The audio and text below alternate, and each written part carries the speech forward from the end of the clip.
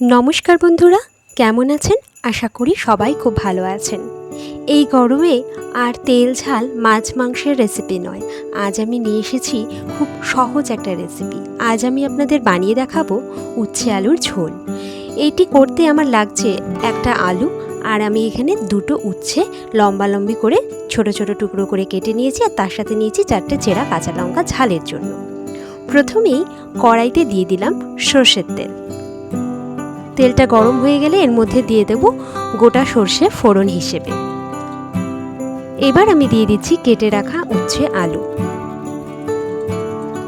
এর মধ্যে দিয়ে দেব সামান্য পরিমাণ নুন দিয়ে ভালো করে উচ্ছে আলুটাকে নেড়ে নেব।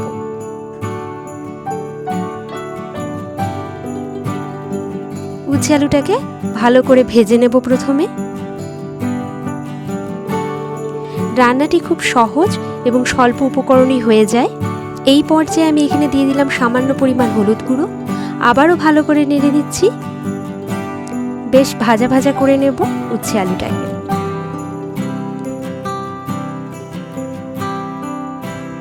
গরমকালে এই ধরনের খাবার শরীরের পক্ষে খুবই উপকারী।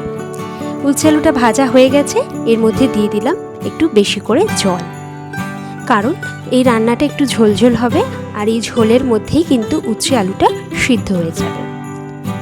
ভালো করে নেড়ে নিয়ে আমি 10 মিনিটের জন্য বেশি আঁচে ঢাকা দিয়ে রেখেছিলাম। দেখুন 10 মিনিট পর জলটা একটু শুকিয়ে এসছে এবং উচ্ছে আলুটাও প্রায় সিদ্ধ হয়ে গেছে।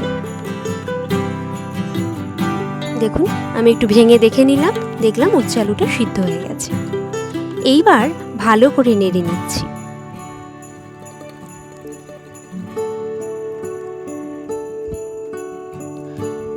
এইভাবে খুন্তি দিয়ে আলু উচ্ছেটাকে একটু ভেঙে ভেঙে নেব, যাতে ঝোলটা একটু গাঢ় হয়।